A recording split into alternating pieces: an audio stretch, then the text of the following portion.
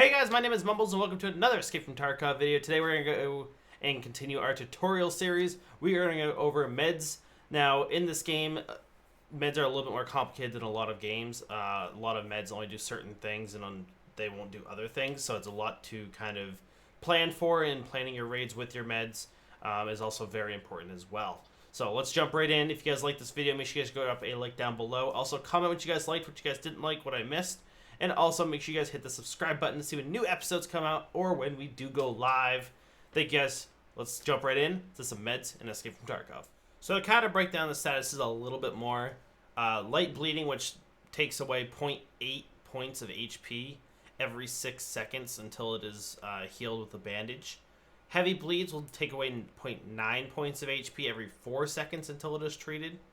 You have your fresh wound, which is right after you bandage up a bleed. It has the possibility of reopening later on. You have fracture, which will, if you break your legs, whether you fall off or if you get shot in the leg or shot in the arm that causes the arm to break, you may be able to be forced to hobble around until you pick a painkiller or put a splint around your leg. If your arm gets broken, you're not going to be able to hold the gun as well. You might be shaking it a lot. Your guy might be bouncing around. His sway might be a lot. Pain for the majority of the time is just kind of like this kind of tunnel vision effect. So if you're caused by pain, whether you're getting shot, whether you broke your legs or something along those lines, your pain will kind of cause this like blackened area that you're kind of tunnel visioning in and out. On painkillers just means that you're on a painkiller. It slightly increases the contrast around where you're looking. Also ignores fractions and ignores pain. The unknown toxin deals gradual damage over time. This is something crazy. Like I think it takes out 140 health points per tick. You can heal it and out heal it with being smart with your painkillers or your bleeds, or not bleeds, but like your healing and stuff like that. However, it is extremely hard and also takes a lot away. You don't have much time after that. So keep that in mind. Now, a lot of stuff that we will see with the meds will have also status effect heals on them. Like radiation, you'll see pop up a lot where it doesn't. Radiation's not actually put in the game yet. Now, we're going to talk about bandages first. We have two basic bandages here. We have the aseptic bandage and the army bandage. They do the exact same thing. They have the same exact use time. They only stop light bleeds. They will not work if you try to heal a heavy bleed with them. The only difference between the two is the army bandage has 2 uses where the aseptic bandage only has 1 use. So keep that in mind. If you do find the army bandage, they are a little bit better. However, they're both not super valuable because they're very easily bought off a therapist, as well as you can find them all over the place, whether they're on scavs, stashes, med bags, anything. Now with splints, we have 2 different types of splints. We have the immobilizing splint, and then we have the aluminum immobilizing splint. Now, the only big difference between these two is, one, the aluminum splint, the what we call the fruit by the foot, has 5 charges to it rather than just the 1 like the immobilizing splint has.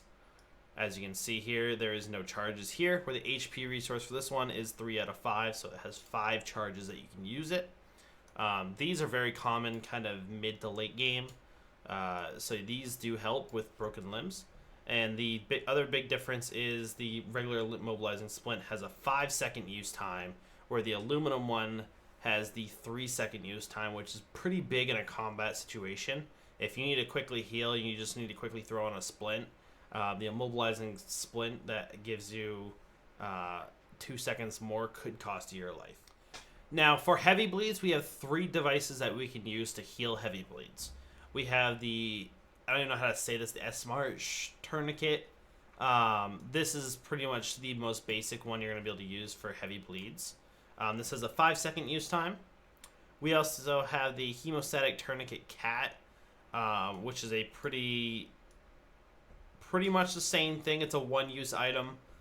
Only takes 3 seconds to use rather than 5, so it's a little bit quicker. And again, with that time, don't forget that little bit of time is actually quite a bit in a combat situation. This is also a 1-use item. And then you have the hemostat, the Calluck B. Very quick, only a 3-second use time, same as the cat, but also it has a 3 charge amount. Now, for devices that actually heal the HP on a limb or a part of your body, we have 3 basic ones, and then we're going to have the 3 more advanced medkits. So, we're going to do it kind of half and half here, because I can only put 4 screens on the window, so we're going to do it 3 and 3. So we have the AI2, which is your most basic thing. A lot of people call this a cheese. It's a yellow square, looks like a piece of cheese. This has a 2 use time, has 100 HP to heal. Again, this does remove radiation exposure. However, that's not a part that's implemented into the game. Now, with AI2, it'll only heal 50 HP at a time. So you can only, if you have your thorax down to 5 and it has 85, you're only going to be able to heal up to 55. You're not going to be able to heal the full 85.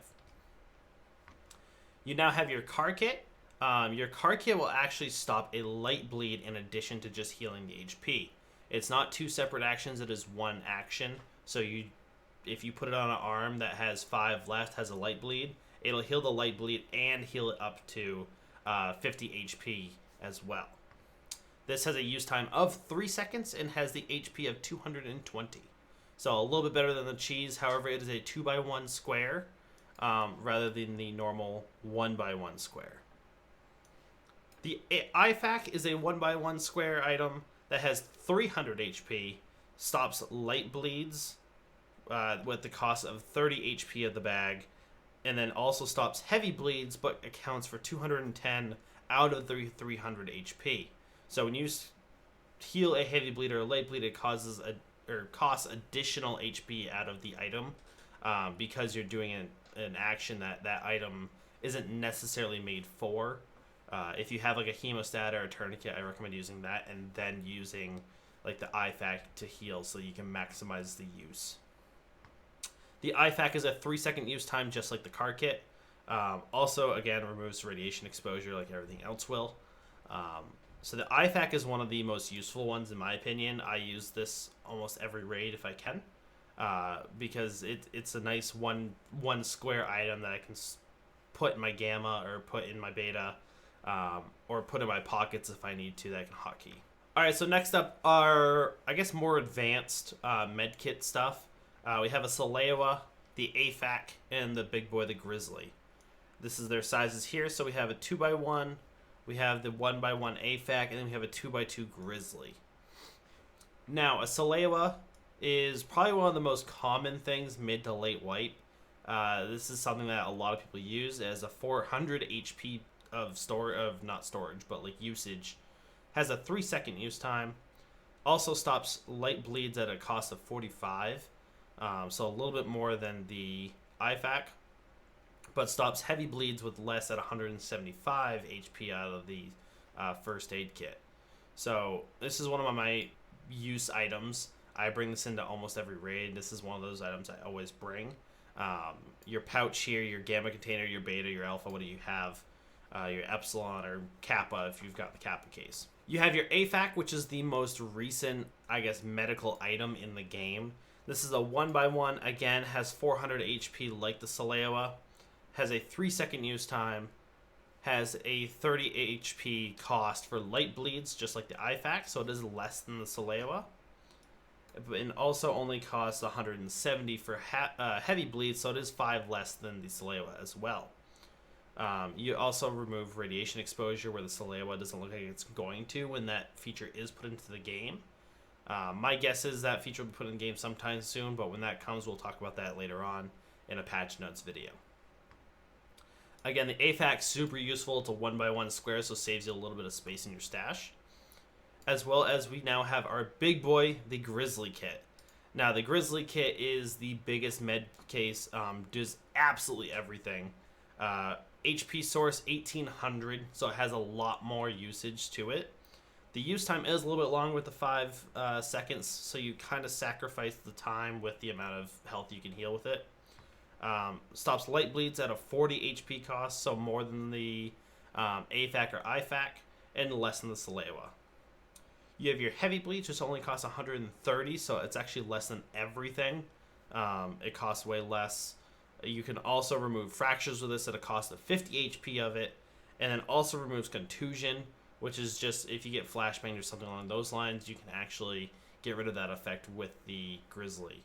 So now we have our 2 surgical kits. We have 2 surgical kits here. We have our CMS, which is the most basic. It is just a basic 2x1. And then we have our Serve 12 kit, which is a 1x3. So a little bit bigger, however, it does has 15 uses rather than 5 for the CMS kit. And what these surgical kits do is they actually remove... you can fix blacked out limbs as long as it's not your thorax, because you can't do heart surgery on yourself.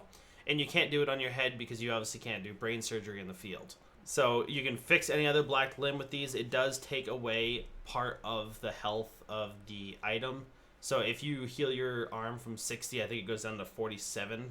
And then I think it goes down to like 47 and then 32. And it drops the health the more you do surgery on it, because obviously it's not 100% healthy. Now the use time for this, so the CMS kit is a little bit quicker with the 16-second time rather than the 20-second time with the Serve 12 kit. However, the Serve 12 kit does take less health away from the limb that you're repairing from being blacked out. The Serve 12 kit also removes fractures. So at this point in the game, I only run a Serve 12. I don't run a splint of any sort, because this kind of does both things. There's no point in me taking both things. I might take a splint in my pockets just to be quick, but for the most part, I just take this. Now, on to our painkillers. There's 5 items for painkillers. However, I'm going to do a 2 and a 3, because again, I have that 4-screen limit, which kind of makes it a little bit hard to put them all up on the screen at once. So we have our Analgin painkillers, which is the most basic painkiller that you can find. This one, you get a lot of them at the start. You can also buy them through therapists and such. You can also find them on a lot of scabs, med cases, and stuff like that. It is 4 use, so it only has 4 uses to it. Has a 3-second use timer. Hydration, it does take away 17 hydration. Most of the painkillers will take away hydration. So keep that in mind when trying to figure out what painkillers you want to take. This painkiller removes pain, so it allows you to ignore fractures. Anything like that, blacked out limbs, it'll ignore for 80 seconds. The Augmentin antibiotic pills, this is a 1-use item. It has a 5-second timer. It brings your energy up by 5, but at the cost of the hydration going down by 5. Removes pain for 150 seconds. Removes toxication, and it also increases your immunity skill by 1 for 300 seconds. The Augmentin I only use for like creating and crafting in the hideout. I don't bring this into a raid because it's only a 1-use item. Most painkillers are a more than 1-use item, 4, 6, 10, and I think ibuprofen, which we'll look at in a second, 16 or something like that. So it's kind of pointless to bring these in if I can use these for crafting in the hideout. So the other 3 we have is the Vaseline, the ibuprofen, and the Gold Star lip balm. So for the Vaseline, it's a 6-charge item. It has a 6-second use time. Your energy and your hydration both go down by 5. This is one of my more popular ones, about mid-white to early late white. It also removes pain for 300 seconds, so it'll do it for a whole 5 minutes. So not too bad. I use this one quite a bit when I have it, and then I use it for trades afterwards. You have your ibuprofen, which is probably your highest count, but also does the most to you.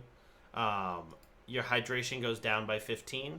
Your use time is 5 seconds rather than the 6 seconds, so you shave a second, but you also lose more hydration. Your energy doesn't take a hit, but your hydration does. It has 15 uses on it, not 16 like I said, so it just has 15 uses to it. The most uses on any painkiller of sorts. Removes pain for 280 seconds, so actually less time than the Vaseline. And also removes contusion for this as well. We also have our big boy here, the Golden Star Bomb. This is the most favored painkiller in the game. I use this all the time. I usually use this and then I craft it afterward, or use it for crafting afterwards. This thing has a 10 charge use. You can see right here it has a 10 HP out of it. The use time is a little bit longer, has 7 seconds. takes 15 energy away, not hydration. And honestly, hydration is a little bit more useful because you're going to be taking painkillers a little bit more often. Removes pain for 350 seconds, so actually lasts a lot longer. Removes contusion, removes radiation exposure whenever that comes into effect for 400 seconds. Your energy recovery and your hydration recovery, though, go back up by 1 for 5 seconds. So keep that in mind when you're looking at your painkillers and stuff like that. So for our next segment in this is going to be the stimulants. Now, stimulants are very useful. They're very quick. They tend to do a lot of positives to your body. I'm going to break them up a little bit. We have our painkiller ones. We also have our statistics ones. Anything to do with the physical stats or anything like that with the body. We have our 1 antidote. We have our 2 here that are kind of not the greatest. It's more of the, I guess, side skills and such that you need to bring up. And then we have our health and damage taken ones as well. So to start off with our first 3 stimulants, which are probably the most popular as far as the health, where they do everything for health and painkillers and stuff like that. So we have our morphine injector, which is essentially a quick painkiller, a 2-second use time. However, it takes 10 energy and 15 hydration away. Lasts 300 seconds, so about 5 minutes. And it also removes contusion as well. Your Propital, which is also a painkiller, removes pain for 240 seconds. Use time, again, 2 seconds like all stims are. Removes contusion. Your health regeneration goes up plus 1 point every 300 seconds. Your metabolism goes up by 20 for 300 seconds. You have your health that goes up by 20 for 300 seconds, as well as your vitality. Your health and vitality determine like your health and stats or statuses that get put on your body and such like that. So the higher those skills, the lower likely you're able to get like bleeds, fractures, pain, all that kind of stuff. So this is very helpful in that aspect. However, afterwards, or about 270 seconds into the painkiller, you get a hands tremor, which makes your guy bounce around a little bit more when you're aiming down sights, as well as a tunneling effect, which is kind of this blackened circle that kind of fades in and out for 30 seconds after the Propital is about to wear off. So keep that in mind if you're taking this in a fight. Make sure you're kind of timing this, that you don't want to be pushing when you're getting your withdrawal effects. You have your ETG, which is probably my favorite stim. It removes contusion, does not remove pain. It is not a painkiller like the Propital or the Morphine, so keep that in mind. This is not a painkiller. However, your health regeneration goes up by 6.5 for 60 seconds. So it regenerates your health very quickly. So if you're getting into a fight and you take some shots, you might be able to back off for a second, regen your health, and go right back in. Your energy recovery goes up by 0.5 for 60 seconds, as well as your metabolism and immunity go up by 20 for 90 seconds. So your metabolism and immunity basically is just like food and stuff like that. Not too useful. The big thing here is the health regeneration. However, at about 65 seconds in, your energy recovery is going to go -3 for 20 seconds, and your endurance and health will go down by 5 for 60 seconds. So keep that in mind when taking this, that there's a little bit more negative effects for this because of the health regeneration initially. We have our Antidote here, which is kind of new here. I think it's about 2 patches ago when the cultists came in with their toxin knives. If you go fight cultists, they have the ability to spawn in with a knife that causes poison. This is, as of right now, is the only thing that removes this poison, but you only need to take this if you're going in at night and going in to find these areas. So again, 2 seconds, Antidote delays 6 seconds, so it won't kick into effect for the first 6 seconds, and then it goes for 60 seconds after that. It removes it completely, so you don't have to worry about that. However, again, for that first 6 seconds, you're still going to take damage. Your skill health is gone down by 5 for 60 seconds, but it has a delay of 6 seconds, so about the same time as it lasts. Now, the 2 stimulants that I don't use ever, you have your AHF1M, which 2-second use time. Your health goes up by 5 for duration, and that's a skill. It does prevent new bleeds, So that is pretty useful. However, there's a couple more stims here that I'm going to go over that do that and plus a little bit more. So this one's kind of obsolete. However, it's usually cheaper as well. Your hydration recovery goes down by 0.3 points for 120 seconds with the AHF1 now. Now, 3BTG, your attention, your perception, so stuff where you find items, will go up by 30 for 240 seconds. Your strength will also go up by 10 for 240 seconds, which may help you with trying to get gear out. Not as well as the M.U.L.E, which we'll go over in a few seconds, but does help a little bit. Stamina recovery, +1 for 240 seconds, so keep that in mind as well. But this does cause a hand tremor in 220 seconds after you take this. Your energy recovery after 120 seconds will drop by 0.2 every tick for 120 seconds as well. So two very not so useful stims, so I tend to stay clear of these. So keep that in mind when you're going into raids if you find these, whether you want to take them or not. So with these next few stims, we're kind of getting into the physical aspect of the stims. So any of these have a lot of physical skills and statuses that they buff. So you have the SJ6, which is what we use for when we're running into places. There's going to be some quests where you need to go in and get certain items. It's sometimes best to get there first. So you take this so you can run faster and longer. Your max stamina is +30 for 240 seconds. Your stamina recovery is +2 for 240 seconds. So it increases the amount you can run as well as how quickly you can regenerate it. But it does cause the hands tremor and tunnel effect 200 seconds after you take the stim, and it lasts for 40 seconds. So keep that in mind when you're running into a place. You're gonna kind of plan for those negative effects to kick in. We have our Meldonin, which your damage taken except the head, because obviously a head is usually a one-shot, is -10% for 900 seconds. Now, for this stim, you also have your strength, endurance, and stamina recovery for 900 seconds. Your strength will go up by 10, your stamina, your endurance will go up by 20, and your stamina recovery will go up by 0.5. So this does do a little bit of the, I guess, physical stats getting buffed, but also takes your hydration and energy down 30 seconds into it by 0.1 for 900 seconds. So you're going to lose a lot of energy and a lot of hydration over that 900 seconds. So next we have our L1, or the Norpinefrine. I don't know how to say that. Probably won't even try to ever get that right in the first place. But Norpinefrine removes pain, so it is a painkiller for 120 seconds. Your endurance goes up by 10 for 120 seconds, as well as your strength for 20. Your maximum stamina goes up by 30. And then you also have your hydration and energy recovery down by 0.4 for 60 seconds. So again, with these stims, you're always going to have a pretty incredible positive, but also a negative effect to that, because they have to balance it out somehow. You have your adrenaline. This is a painkiller for 60 seconds, as well as contusion. Your endurance, your strength, and your recoil control go up by 10. So if you're in a gunfight, adrenaline is actually pretty good because of the recoil control. That's probably the biggest positives out of this one. Your health regeneration also goes up by +4 for 15 seconds, so not long, but it is something. Your stress resistance goes down by 10.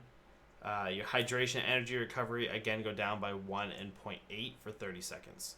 So you gotta kind of weigh the positives and negatives and kind of understand these. They are a lot to take in, so don't feel bad about rewatching the video to kind of understand, or just pause the video to kind of read through them. Or if you get them in game, take them into an offline raid and kind of just mess around with them, test out the statistics, and kind of what happens to your body when you take these.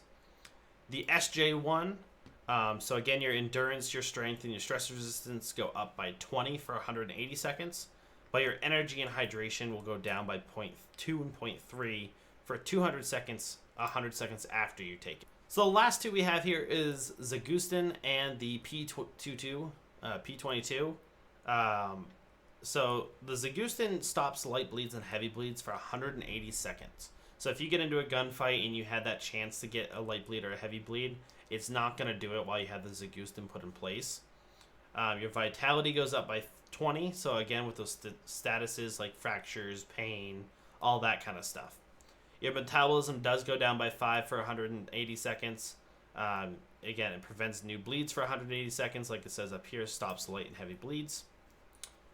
Your hand tremor after 170 seconds of taking this will last for 40 seconds, as well as your hydration recovery for 1.4 for the 40 seconds after, or the 170 seconds after you take this for 40 seconds. The P22, your damage taken except the head is minus 10%.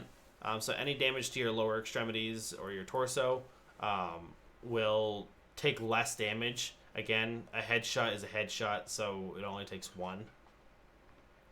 Your stress resistance, your health, and your vitality will go up by 30 points for the skill for 60 seconds.